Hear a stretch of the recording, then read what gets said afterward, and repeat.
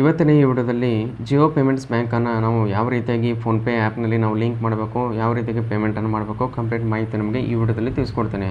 ನಾನು ಹಿಂದಿನ ವಿಡಿಯೋದಲ್ಲಿ ಜಿಯೋ ಪೇಮೆಂಟ್ಸ್ ಬ್ಯಾಂಕನ್ನು ಹೇಗೆ ಓಪನ್ ಮಾಡೋದು ಅಂತ ನಿಮಗೆ ತಿಳಿಸ್ಕೊಟ್ಟಿದ್ದೇನೆ. ಅದನ್ನು ನೀವು ನೋಡಿದ್ರೆ ಲಿಂಕನ್ನು ನಾನು ಡಿಸ್ಕ್ರಿಪ್ಷನಲ್ಲಿ ಕೊಟ್ಟಿರ್ತೇನೆ, ಅಲ್ಲಿಂದ ಹೋಗಿ ನೀವು ನೋಡ್ಬೋದು. ನಾನು ಏರ್ಟೆಲ್ ಪೇಮೆಂಟ್ಸ್ ಬ್ಯಾಂಕನ್ನು ಕೂಡ ಹೇಗೆ ಓಪನ್ ಮಾಡಬೇಕಂತ ಎಲ್ಲ ವಿಡಿಯೋಗಳು ಮಾಡಿದ್ದೇನೆ, ಆ ಲಿಂಕ್ ಕೂಡ ಡಿಸ್ಕ್ರಿಪ್ಷನಲ್ಲಿರುತ್ತೆ, ಅಲ್ಲಿಂದ ಹೋಗಿ ನೀವು ನೋಡ್ಬೋದು. ಮೊದಲನೇದಾಗಿ ಇಲ್ಲಿ ಪ್ರೊಫೈಲ್ ಸೆಕ್ಷನ್ ಇದೆಯಲ್ಲ ಅದ್ರ ಮೇಲೆ ಕ್ಲಿಕ್ ಮಾಡಿ. ಕ್ಲಿಕ್ ಮಾಡಿದ ನಂತರ ಇಲ್ಲಿ ಬ್ಯಾಂಕ್ ಅಕೌಂಟ್ಸ್ ಅಂತ ಇದೆಯಲ್ಲ ಅದ್ರ ಮೇಲೆ ಕ್ಲಿಕ್ ಮಾಡಿ. ಕ್ಲಿಕ್ ಮಾಡಿದ ನಂತರ ಇಲ್ಲಿ ನೋಡ್ಬೋದು ಎಲ್ಲ ಅಕೌಂಟ್ಸ್ ಹೋಗ್ತವೆ. ಇಲ್ಲಿ ಆ್ಯಡ್ ನ್ಯೂ ಬ್ಯಾಂಕ್ ಅಂತ ಇದೆಯಲ್ಲ ಅದ್ರ ಮೇಲೆ ಕ್ಲಿಕ್ ಮಾಡಿ. ಕ್ಲಿಕ್ ಮಾಡಿದ ನಂತರ ಇಲ್ಲಿ ಸರ್ಚ್ ಬಾಕ್ಸ್ನಲ್ಲಿ ಜಿಯೋ ಅಂತ ಸರ್ಚ್ ಮಾಡಿ.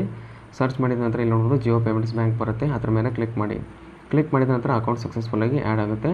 ಅದಾದ ನಂತರ ಇಲ್ಲಿ ಯು ಪಿ ಐ ಪಿನ್ನನ್ನು ನಾವು ಸೆಟ್ ಮಾಡಬೇಕು. ಸೆಟ್ ಯು ಪಿ ಐ ಮೇಲೆ ಕ್ಲಿಕ್ ಮಾಡಿ.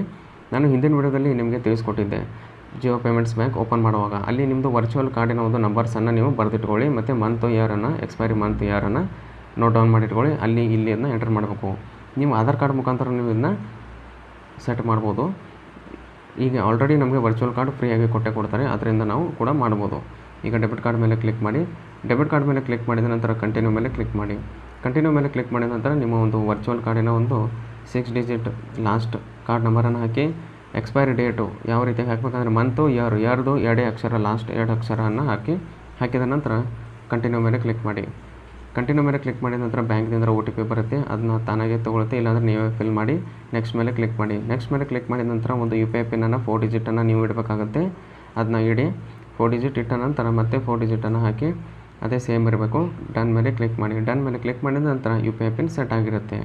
You P I pin set ಆಗಿದ ನಂತರ ಈಗ ನಾವೊಂದು ಫ್ರೆಂಡ್ಸ್ಗೆ ಇನ್ನಿತರಿಗೆ ಒಂದು ಅಮೌಂಟನ್ನು ಕೂಡ ಸೆಂಡ್ ಮಾಡ್ಬೋದು. ಅದನ್ನು ಹೇಗೆ ನಿಮಗೆ ತಿಳಿಸ್ಕೊಡ್ತೇನೆ, ಅಂದರೆ ಎಲ್ಲ ಕರೆಕ್ಟಾಗಿದೆ ಇಲ್ಲ ಅಂತ ನಿಮಗೆ ತಿಳಿಸ್ಕೊಡ್ತೇನೆ. ಆಲ್ರೆಡಿ ಎಲ್ಲ ಕರೆಕ್ಟ್ ಇರುತ್ತೆ, ಆದರೆ ನಿಮಗೆ ತಿಳಿಸ್ಕೊಡ್ತೇನೆ. ಸೆಂಡ್ ಮೇಲೆ ಕ್ಲಿಕ್ ಮಾಡಿ. ಸೆಂಡ್ ಮೇಲೆ ಕ್ಲಿಕ್ ಮಾಡೋಕ್ಕಿಂತ ಮುಂಚೆ ಇಲ್ಲಿ ಅಕೌಂಟ್ ಎಲ್ಲವೂ ಶೋ ಆಗ್ತದೆ. ನಾನು ಮೇನ್ ಪೇಜ್ಗೆ ಬರ್ತೇನೆ. ಮೇನ್ ಪೇಜ್ಗೆ ಬಂದ ನಂತರ ಇಲ್ಲಿ ನೀವು ಮೊಬೈಲ್ ನಂಬರ್ಗೆ ಕೂಡ ಕಳಿಸ್ಬೋದು, ಅಥವಾ ನೀವು ಸೆಲ್ಫ್ ಅಕೌಂಟ್ಗೆ ಕೂಡ ಕಳಿಸ್ಬೋದು. ನಾನು ಸೆಲ್ಫ್ ಅಕೌಂಟ್ ಸೆಲೆಕ್ಟ್ ಮಾಡ್ತೇನೆ. ಇಲ್ಲೆರಡು option, to bank, self account. ಅದಾದ ನಂತರ ಇಲ್ಲಿ ಎಲ್ಲ ಅಕೌಂಟ್ಸ್ಗಳು ಶೋ ಆಗ್ತವೆ. ನಿಮ್ಮ ಕಡೆ ಸೇವ್ ಇದ್ದರೆ ಇಲ್ಲಾಂದರೆ ಸೆಲ್ಫ್ ಅಕೌಂಟ್ ಮೇಲೆ ಕ್ಲಿಕ್ ಮಾಡಿ, ಇಲ್ಲಾಂದರೆ ಅಕೌಂಟ್ ನಂಬರ್ IFSC ಕೋಡನ್ನು ಹಾಕಿ ಕೂಡ ಸೆಂಡ್ ಮಾಡ್ಬೋದು. ನಾನು ಸೆಲ್ಫ್ ಅಕೌಂಟನ್ನು ಸೆಲೆಕ್ಟ್ ಮಾಡ್ತೇನೆ, HDFC ಅಕೌಂಟು. ಅದನ್ನ ಸೆಲೆಕ್ಟ್ ಮಾಡಿದ ನಂತರ ಇಲ್ಲಿ 1 ರೂಪೀಸನ್ನು ಆ್ಯಡ್ ಮಾಡಿ ತಿಳಿಸ್ಕೊಡ್ತೇನೆ. ಪ್ರೊಸೀಡ್ ಟು ಪೇ ಮೇಲೆ ಕ್ಲಿಕ್ ಮಾಡಿ.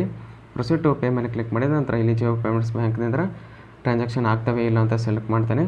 ಅದೇ ಜಿಯೋ ಪೇಮೆಂಟ್ಸ್ ಬ್ಯಾಂಕನ್ನು ಸೆಲೆಕ್ಟ್ ಮಾಡಿ ಪೇ 1 ಮೇಲೆ ಕ್ಲಿಕ್ ಮಾಡ್ತೇನೆ. ಕ್ಲಿಕ್ ಮಾಡಿದ ನಂತರ ಇಲ್ಲಿ ನೋಡ್ಬೋದು ಯು ಪಿ ಐ ಪಿನ್ ಏನು ಸೆಟ್ ಮಾಡಿರ್ತಾರಲ್ಲ ಅದೇ ಪಿನ್ನನ್ನು ಹಾಕಿ ಪೇ ಮೇಲೆ ಕ್ಲಿಕ್ ಮಾಡಿ. ಅದಾದ ನಂತರ ಇಲ್ಲಿ ನೋಡ್ಬೋದು ಸಕ್ಸಸ್ಫುಲ್ಲಾಗಿ ಎಲ್ಲವೂ ಟ್ರಾನ್ಸಾಕ್ಷನ್ ಆಗ್ತಾಯಿದೆ ಅಂತಲೇ ಹೇಳ್ಬೋದು.